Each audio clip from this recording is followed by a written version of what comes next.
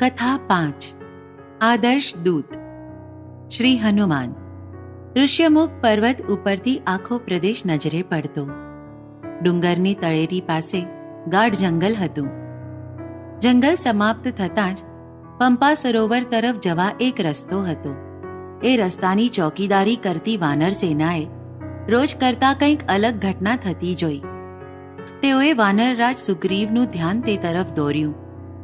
વલકલ પહેરેલ પણ સર્વ શસ્ત્રોથી સુસજ્જ એવા એ વીર એ માર્ગેથી આવતા એમની નજરે પડ્યા. હંમેશા વાલીના ડરમાં જીવવાવાળો સુગ્રીવ ડરી ગયો. મને લાગે છે કે વાલીએ મને મારવા ખાતર આ બંનેને નિયુક્ત કર્યા લાગે છે. એમના તેજ અને શસ્ત્રોથી જ હું ડરી ગયો છું. હનુમાન, તું જા અને જાતે શોધ કર કે આ બંને કયા હેતુથી અહીં આવ્યા છે. જો એ શત્રુ પક્ષના હોય તો તું એમનો ત્યાં જ નાશ કરી દે, અને તારાથી ન બને તો તેમને આડાઅવળા રસ્તે મોકલી દે, જેથી બંને ક્યાંક દૂર નીકળી જાય. પોતાના રાજાની આજ્ઞા જાણીને હનુમાનજી તરત જ પર્વત પરથી નીચે આવ્યા. તે દરમિયાન એ બંને શસ્ત્રધારી જંગલમાં દાખલ થઈ ચૂક્યા હતા. એ બંનેનો સંવાદ સરખી રીતે સાંભળી શકાય એ માટે એક નીચલી ડાળી પર હનુમાન આવીને એમની વાતો સાંભળવા લાગ્યા. વાતો પરથી તો એ બંને સુગ્રીવ, રાવણ, અયોધ્યા, સીતાના વિષયમાં વાત કરતા હતા એમ એણે જાણી લીધું. હનુમાન તરત જ સમજી ગયા કે એ બંને તેજસ્વી વીર અયોધ્યાના વનવાસી થયેલ રાજકુમારો હોવા જોઈએ. મોટા ભાઈની પત્ની એટલે કે સીતાનું કપટથી રાવણે હરણ કર્યું હોવું જોઈએ. કદાચ સુગ્રીવની મદદથી એમનું કામ થાય એવી આશાથી એ બંને જણા સુગ્રીવને શોધતા હોવા જોઈએ. ત્યાં જ એક મુનિનું રૂપ ધારણ કરીને હનુમાન એમની સામે આવી પહોંચ્યા. પોતાની વાણીથી લક્ષ્મણને મોહિત કરી બધી વાત કઢાવી લીધી. છેવટે રામ બોલ્યા, હે મુનિવર્ય, તમે આટલી વારથી જે ચાતુર્યથી ચૂક વિના અમારી સાથે શાસ્ત્રશુદ્ધ વાત કરી રહ્યા છો, એના પરથી એમ લાગે છે કે તમે કોઈ સાધારણ મુનિ નથી, પણ કોઈ વિદ્વાન, રાજનીતિના જાણકાર છો. આ વાત સાંભળીને હનુમાને પોતાનું મૂળ રૂપ ધારણ કર્યું. પ્રભુ, હું વાયુપુત્ર હનુમાન છું, મહારાજ સુગ્રીવનો મંત્રી. એમના મોટા ભાઈએ એમની ઉપર જુલમ કરીને એમનું રાજ્ય અને એમની ધર્મપત્ની બંને કબજામાં કરી એમને દેશ ત્યાગવા માટે મજબૂર કરી દીધા. હવે તો તમે જ તમારા પરાક્રમથી એમનું રાજ્ય એમને પાછું મેળવવા મદદ કરી શકશો. મારા મહારાજ સીતા માતાને શોધવા અને એમને સહી સલામત રાવણના કબજામાંથી છોડાવવા તમને અવશ્ય સહાય કરશે. હનુમાન શ્રી રામ અને લક્ષ્મણને સુગ્રીવ પાસે લઈ ગયો અને બંને પક્ષો વચ્ચે એણે મૈત્રી કરાવી આપી. બંને જણાએ એકબીજાને મદદરૂપ થવું એવી પ્રતિજ્ઞા લીધી. સુગ્રીવ કિષ્કિંધાનો રાજા થશે એ નક્કી થયું, અને બદલામાં સીતાની શોધમાં શ્રી રામને વાનરસેના મદદ કરશે એમ નક્કી થયું.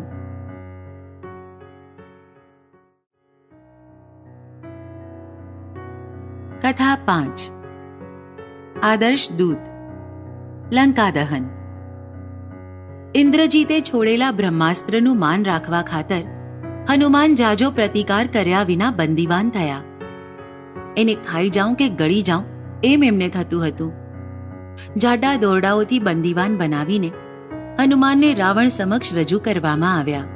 એમણે અશોકવનનો કચ્ચર ઘાણ અને રાક્ષસ સેનાનો સંહાર કર્યો હતો, જેથી રાવણ અતિશય ક્રોધિત થયો હતો. એની આંખમાંથી જાણે આગના તણખા ઝરતા હોય એવું લાગતું હતું.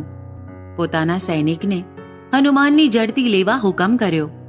હનુમાન તરત જ બોલી ઉઠ્યો, મારું નામ હનુમાન છે. હું વાયુપુત્ર કિષ્કિંધાપતિ સુગ્રીવનો મંત્રી છું. અયોધ્યાના વનવાસી થયેલ રાજા રામ અને સુગ્રીવની વચ્ચે મૈત્રી થઈ છે. શ્રી રામે વાલીનો વધ કરી સુગ્રીવને કિષ્કિંધાનો રાજા બનાવી દીધો છે, અને એમની આજ્ઞા મુજબ પૂરી વાનર સેના શ્રી રામની પત્ની સીતા માતાને ચારેકોર શોધી રહી છે. હે દશાનન, એ જ શ્રી રામની આજ્ઞા મુજબ હું અહીં દૂત બનીને સીતા માતાની શોધમાં આવ્યો છું. મેં સીતા માતાને સંદેશો આપી દીધો છે. એક જ મોટો કૂદકો મારી મેં આ આખો દરિયો પાર પાડ્યો હોવાથી મને જોરદાર ભૂખ લાગી હતી. પણ ત્યાં જ રાજા, તારા સૈનિકોએ મારી ઉપર ભારે હુમલો કર્યો. પોતાનું સંરક્ષણ કરવા ખાતર મારે વિના કારણ એમનો સંહાર કરવો પડ્યો. તને ખબર હશે કે મને કોઈ પણ શસ્ત્રથી ઈજા થાય એમ નથી, એવું મને વરદાન છે. હું અહીં કેવળ દૂત બનીને આવ્યો છું. શ્રી રામનો સંદેશો તારી સામે રજૂ કરવાના હેતુથી જ તારા પુત્રના બ્રહ્માસ્ત્રને શરણે આવ્યો છું. હે અસુરરાજ, તારું બળ બુદ્ધિ, શૌર્ય વીર્ય, સ્વરૂપ સમૃદ્ધિ, વૈભવ સંપૂર્ણ જગતમાં અસામાન્ય છે. તારી પાસે ફક્ત એક જ વસ્તુની કમી છે, તે છે સત્કર્મની, ધર્મની. જો તું ધર્માચરણ કરતો હોય તો ઇન્દ્ર સહિત સર્વ દેવતાઓ તારા રક્ષણ કરતા બનત. પરંતુ પોતાના સામર્થ્યના ગર્વથી તું અધર્મનું આચરણ કરતો રહ્યો, એટલે તારી બધી અસામાન્યતા ધૂળધાણી થઈ ગઈ.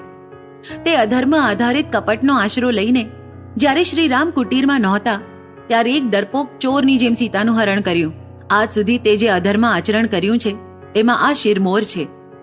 સીતાના રૂપમાં તે સાક્ષાત અગ્નિને આમંત્રણ આપ્યું છે, અને આ અગ્નિ ફક્ત તને અને તારા કુટુંબને નહીં પણ આખી રાક્ષસ જાતને જ બાળીને ભસ્મ કરશે. હજુ એ તારી પાસે સમય છે, ચેતી જા.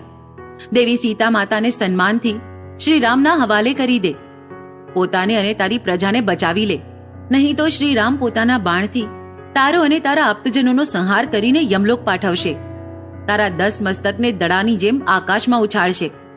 હું પોતે મહારાજ સુગ્રીવનો એક સામાન્ય મંત્રી છું, છતાંય તારા શૂરવીર કહેવાતા યોદ્ધાઓ મારી સામે સૂકા તણખલા સમાન છે, અને બધા જ શ્રી રામને ખાતર પોતાનો જીવ જોખમમાં નાખવા તૈયાર છે. હજુ એ વિચાર કરી દેવી સીતાને શ્રી રામને સન્માનપૂર્વક સુપરત કરી દે. હનુમાનનું વિદ્વતાપૂર્ણ ભાષણ સાંભળીને રાવણ હચમચી ઉઠ્યો. આથી એનો ક્રોધ ટોચે પહોંચ્યો અને એ ધુઆપુઆ થયો. એણે તરત જ પોતાના સૈનિકોને હનુમાનને મારી નાખવાનો આદેશ આપ્યો. પરંતુ વિભીષણ અને બીજા અનેક મંત્રીઓએ વચ્ચે પડી દૂતને મારવું એ રાજનીતિના નિયમ વિરુદ્ધ છે એમ વારંવાર કહ્યું. છેવટે શિક્ષા તરીકે હનુમાનની પૂંછડીને સળગાવી દેવાનો આદેશ થયો. સળગતી પૂંછડીએ હનુમાને લંકા બાળી અને પોતે શ્રી રામ પાસે જતો રહ્યો.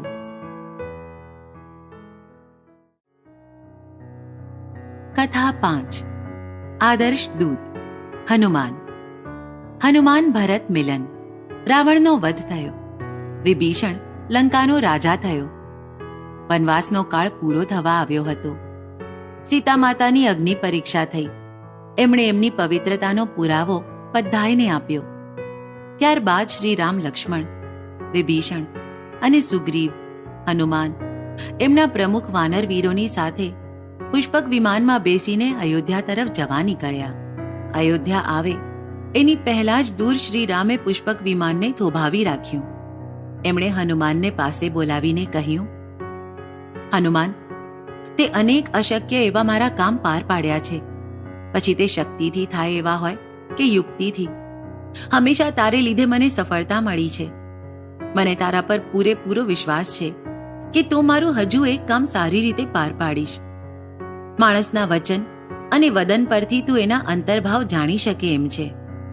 વાત કરતી વખતે તું ચોક્કસ શબ્દોનો જ પ્રયોગ કરે છે ને પોતાના મહારાજનું ક્યારેય અહિત ના થાય એની તે હંમેશા કાળજી લીધી છે.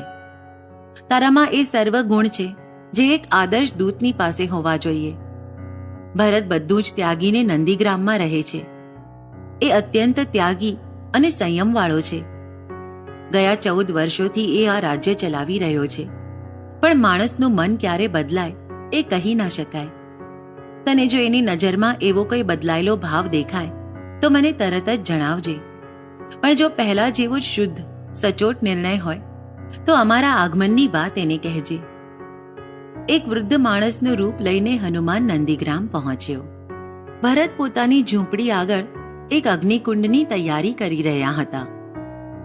હનુમાને એમની પાસે જઈને એ શું કરી રહ્યા છે એમ પૂછ્યું. ભરતે જવાબ આપ્યો, આવતીકાલે શ્રી રામના 14 વર્ષના વનવાસનો કાળ પૂરો થાય છે અને એમણે આપેલા સમય મુજબ એ અહીં નહીં આવે તો હું મારી પ્રતિજ્ઞા પ્રમાણે અગ્નિમાં સમાઈ જઈશ. ભરતના શબ્દોમાં સચ્ચાઈ, સ્થિરતા, દ્રઢતા, સ્વરોમાં પ્રામાણિકપણું જોઈને હનુમાને પોતાનું અસલી રૂપ ધારણ કર્યું અને શ્રી રામ પાછા આવ્યા છે એમ કહીને રામ રાવણ યુદ્ધ, લંકા વિજય વગેરે બધું જ ટૂંકમાં જણાવ્યું. આનંદથી વિભોર થયેલા ભરતને છોડીને તે તરત જ શ્રી રામ પાસે પાછો આવ્યો.